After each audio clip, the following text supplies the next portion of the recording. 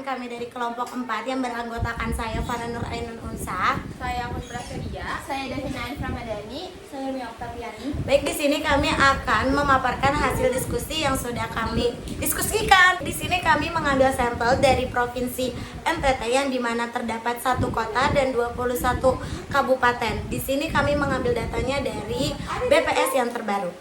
Lalu variabel 1 IPM, di mana variabel 2 itu rasio jumlah guru dan siswa. Kami memilih variabel 1 menjadi variabel IPM menjadi Y karena indikator hasil pembangunan manusia di daerah itu output. Dalam penelitian ini, IPM dipengaruhi oleh faktor-faktor, salah satunya proporsi guru atau siswa. Karena itu, dia diletakkan di sebelah kanan tanda sama dengan di persamaan regresi. Terus pada variabel 2, kami memilih proporsi guru dan siswa ditempatkan di X, yaitu faktor input yang mungkin mempengaruhi IPM. Dia bisa berubah-ubah untuk dilihat hubungannya terhadap IPM. Makanya jadi variabel bebas itu X yang kita gunakan untuk memprediksi Y. Dalam tabel IPM atau variabel Y itu bisa langsung dimasukkan, tetapi untuk variabel X, rasio jumlah guru dan siswa nggak bisa langsung dimasukin karena itu hitungannya ada 2 data. Jadi kita harus menghitung proporsinya, proporsi dari rasio jumlah guru dengan jumlah siswa. Caranya itu dengan dibagi jumlah guru dibagi jumlah siswa, hasilnya nanti bakal dimasukin ke variabel X. Jadi di sini saya akan menjelaskan Y, dan Y itu adalah data IPM, sedangkan X adalah proporsi guru atau siswa. Jadi untuk mencari rata-rata Y dengan cara kita menjumlahkan dari Y1 sampai Y22 dan hasilnya dibagi dengan 22. Mengapa 22? Karena kita mengambil sesuai data yang sudah ada. Kemudian untuk mencari rata-rata X yaitu sama seperti mencari rata-rata Y dengan cara menjumlahkan X1 sampai X22. Baik, selanjutnya di sini saya akan menjelaskan bagaimana cara mendapatkan YI min Y bar itu dengan cara YI-nya itu sesuai data di Y kemudian dikurangkan dengan rata-rata si Y. Begitupun sama dengan XI min X bar dengan cara XI-nya itu didapat dari data kemudian X bar-nya itu didapat dari rata-rata si X-nya.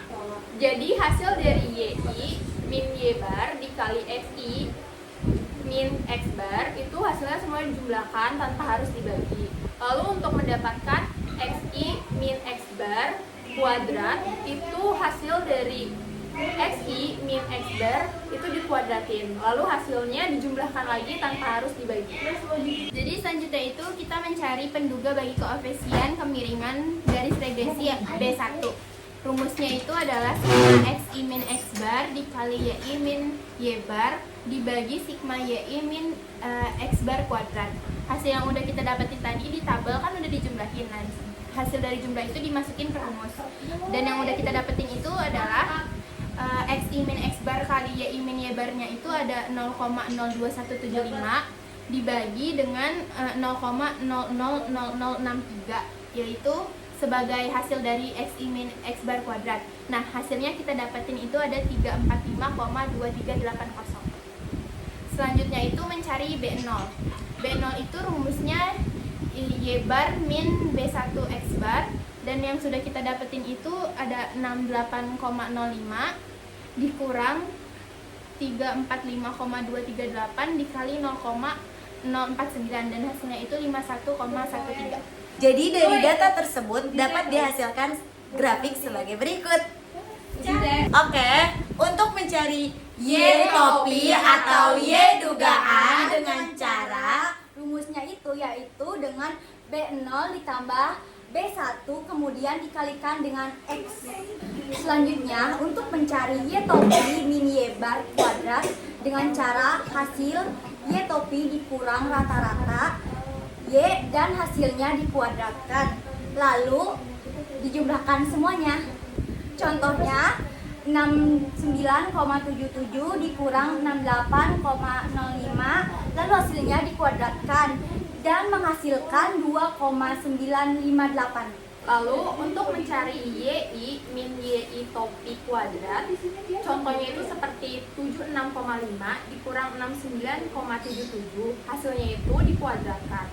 Lalu setelah dikuadratkan menghasilkan 45,29. Adapun pada YI min Y bar kuadrat, di mana itu contohnya seperti 76,5 dikurang 68,05, itu hasilnya dikuadratkan, lalu hasil dari kuadrat tersebut menghasilkan 71,402. Di selanjutnya itu kita menguji normalitas data dari X sama Y. Di sini kami memakai uji chi-square dengan membuat kelas intervalnya itu ada 6 dan range-nya itu ada, panjang kelasnya itu ada 2. Hasil akhirnya chi-square hitung, hasil itu 29,81, chi-square tabelnya itu 5,99. Dengan itu kesimpulannya adalah chi-square hitung lebih besar dibandingkan chi-square tabel. Maka data proporsi guru atau siswa tidak berdistribusi normal. Karena hasil distribusi datanya tersebut tidak berdistribusi normal dua-duanya, jadi di sini kita nggak bisa memakai kolerasi Pearson. Dan sebagai gantinya kita memakai kolerasi Spearman dengan nanti hasil uji T dan uji F-nya itu bersifat deskriptif. Oke, selanjutnya itu tabel sidik ragam. Yang pertama DBR 1, DBG 20 itu hasil dari N dikurang 2, DBT 21 itu hasil dari N dikurang 1. Selanjutnya ada JKR, itu hasil dari Y topi dikurang Y bar kuadrat. JKG itu hasil dari YI dikurang Y topi kuadrat. Selanjutnya ada JKT, itu hasil dari YI dikurang Y bar kuadrat. Ada KTR sama dengan JKR dibagi DBR, KTG sama dengan JKG dibagi DBG. F hitung KTR dibagi KTG dengan hasil 1,546. Selanjutnya ada uji F. Untuk uji F, parameter regresi dapat diperoleh dari tabel sidik ragam. Hipotesis untuk uji F ini adalah H0, koefisien regresi sama dengan 0. Tidak ada pengaruh signifikan antara proporsi guru atau siswa terhadap IPM.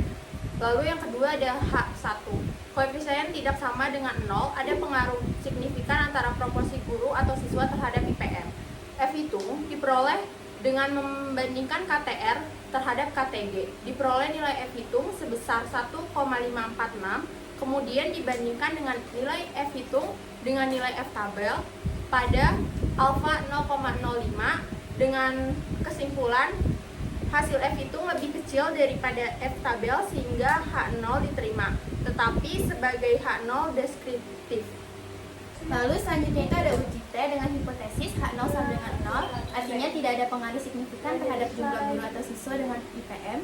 Lalu H1-nya itu tidak sama dengan 0, artinya ada pengaruh signifikan antara jumlah guru atau siswa terhadap IPM.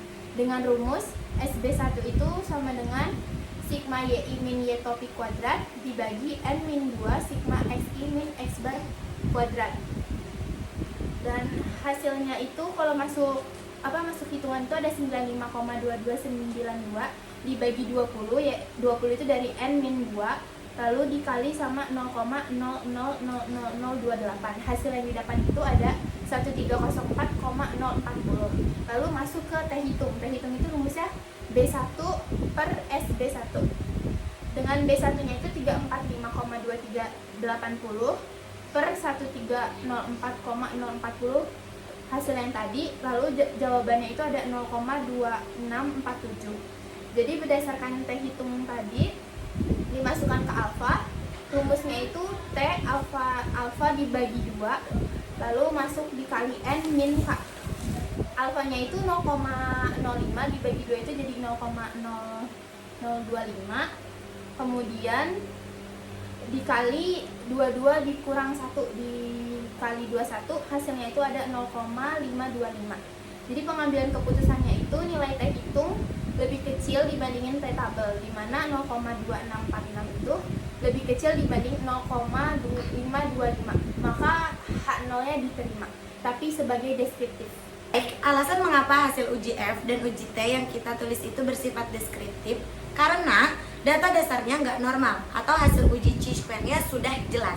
Padahal uji F dan uji T dalam regresi linear itu syarat utamanya normalitas residual.